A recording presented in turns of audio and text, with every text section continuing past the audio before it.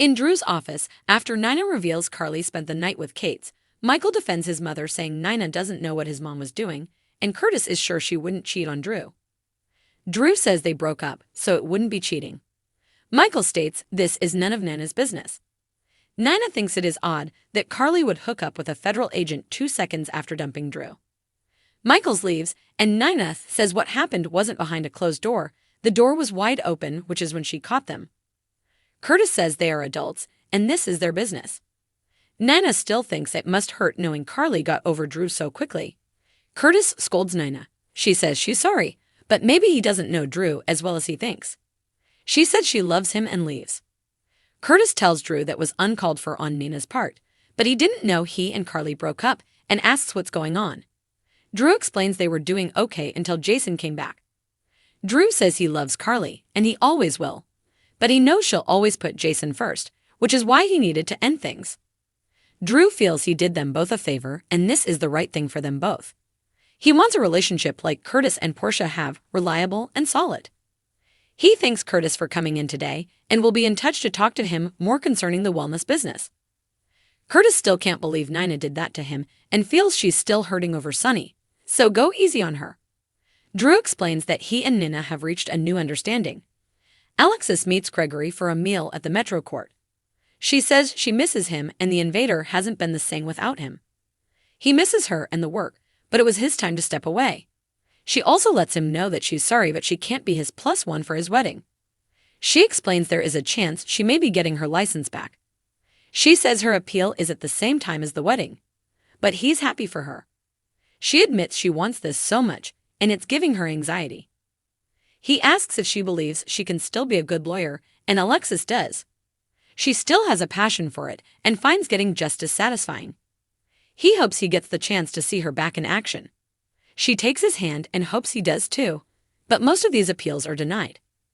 He says he has faith enough for both of them. Alexis reveals that Molly's worried if the appeal is rejected that she'll start drinking again. She worries about getting her hopes up, and she's worked a lot for her sobriety. So she wonders if this is a risk she can afford. He says at the end of your life, the regrets you have the most are on the chances you didn't take, not your failures. She remembers their thrilling parachute jump, so like it, she has to try. Carly meets with Michael in the bar, having got a text from him. She asks how he knew she was here. He tells her about Nina's big revelation in Drew's office, and Carly can't believe her nerve. Carly explains what happened, and Michael believes his mom. However, he reminds her that Kate's is the guy who wants to bust Jason. Carly knows Kate's won't find anything against Jason, and there is nothing in that warehouse except coffee. She says Sonny isn't going to bring Jason back into his business at this point. Nina heads to the Crimson office and is given her messages by her new assistant. One is from Olivia complaining about the new bathroom color she chose, and she tells her assistant if Drew calls not to put him through. Jason meets with Diane at the warehouse, and she has gotten some of his accounts reinstated already. He asks if he has enough money to buy Carly's half of the Metro Court. She warns him Nina won't sell, and that his real obstacle will be Carly. She says Olivia, Sonny, and Michael have all offered to help her, even Nina offered it back, but she wants to do it herself. Jason says he'll work it out with Carly. She needs to make Nina an offer. Diane asks about finding a new place for him to live, but Jason likes where he is.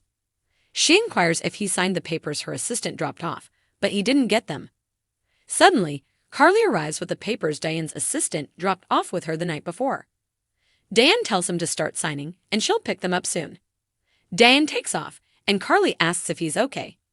He is, and thanks her for bringing the papers by. Carly admits the papers were an excuse to see him, and he asks if something happened. She admits she did something he won't like.